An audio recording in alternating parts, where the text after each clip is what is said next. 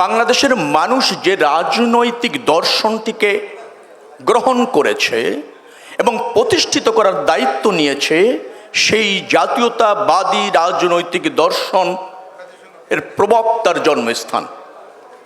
অর্থাৎ বগুড়া বাংলাদেশের রাজনীতিকে সমৃদ্ধ করেছে, নতুন পথ দেখিয়েছে এবং এদেশের মুক্তির জন্য সর্বজন গৃহীত বাংলাদেশি জাতীয়তাবাদের একটি রাজনৈতিক দর্শন জনগণকে উপহার দিয়েছে।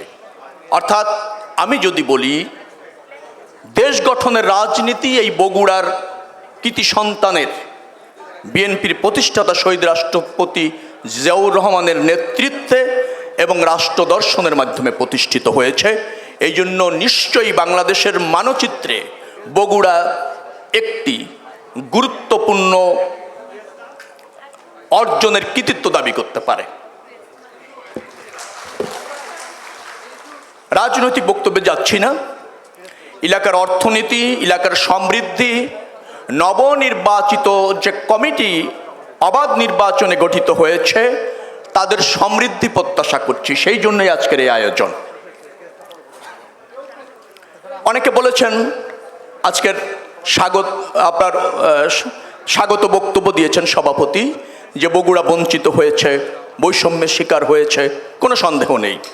কিন্তু আমি আবার মনে করি, বঞ্চিত হোক আর বৈষম্যের শিকার হোক, বগুড়ার মানুষ এদেশের অর্থনীতিতে এবং এই অঞ্চলকে সমৃদ্ধ করবার জন্য অর্থনৈতিকভাবে কিছুটা অবকাঠামো, কিছুটা সমৃদ্ধি, কিছুটা বাণিজ্যিক প্রসারে নিজেদের উদ্যোগেই যে গুরুত্বপূর্ণ ভূমিকা রেখেছে তা নিশ্চয়ই বিরল দৃষ্টান্ত স্থাপন করে।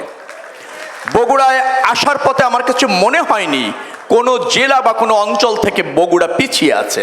তার কারণ এই অঞ্চলের মানুষগুলি পরিশ্রমী, দেশপ্রেমী, উদ্যোক্তা এবং সততার মাধ্যমে বৃহত্তর স্বার্থে কাজ করতে অভ্যস্ত, এটা আমার মনে হয়েছে। আমি আপনাদের এই জাতীয়তাবাদী আদর্শের যে রাজনীতি, যেটা শুরু হয়েছিল বগুড়া থেকে, তার একজন নিবেদিত প্রাণকর্মী। চেষ্টা করেছি দলকে রিপ্রেজেন্ট করতে সামর্থ্যের শতভাগ নিয়ে, এবং তার জন্যই এই দল আমাকে একটি গুরুত্বপূর্ণ দায়িত্ব দিয়েছে। তিনটি মন্ত্রণালয়ের যত কাজ এই অঞ্চলের জন্য ন্যায্যভাবে দাবি আছে তা আমি স্বল্প সময় বাস্তবায়ন করে দিতে সক্ষম হব ইনশাআল্লাহ। ন্যায্য কথাটি বলার একটি কারণ আছে। বগুড়া 3.5 বছর তার যে কৃতি সন্তান শহীদ রাষ্ট্রপতি জিয়াউর রহমান, তিনি বাংলাদেশে বৈষম্যহীন রাজনীতি এবং বৈষম্যহীন উন্নয়ন প্রতিষ্ঠিত করেছিলেন, যার ফলে আমাদের রাজনৈতিক দর্শন বাংলাদেশকে সমৃদ্ধ করা রাজনৈতিক দর্শন। প্রধানমন্ত্রী তারেক রহমানের রাজনৈতিক দর্শন বাংলাদেশকে সমৃদ্ধ করে, প্রসারিত করে, সম্ভাবনাময় খাত যে অঞ্চলে যেটা আছে তাকে প্যাট্রোনাইজ করা রাজনীতি। সেই জায়গা থেকে আমার কাছে মনে হয়েছে বগুড়া লাইট ইঞ্জিনিয়ারিং হাব হিসাবে ইতিমধ্যে নিজস্ব চেষ্টায় অনেকটা প্রতিষ্ঠিত, সরকারি পৃষ্ঠপোষকতায় সেটা আরও বেগবান করে আরও বেশি সমৃদ্ধ করার সুযোগ রয়েছে। আমি আপনাদের জ্ঞাত করতে চাই, গত শনিবার প্রধানমন্ত্রীর কার্যালয়ে, আপনারা জেনে খুশি হবেন, তেজগাঁ কার্যালয়ে বেসরকারি উদ্যোক্তাদের নিয়ে একটা মিটিং হয়েছে। বাংলাদেশে বেসরকারি খাতের যারা প্রতিকৃতি, যারা নেতৃত্ব দিচ্ছেন, বিনিয়োগ করছেন, সমৃদ্ধ করছেন, তারা সবাই সেখানে উপস্থিত ছিলেন। আমি নিজেও সেখানে উপস্থিত ছিলাম।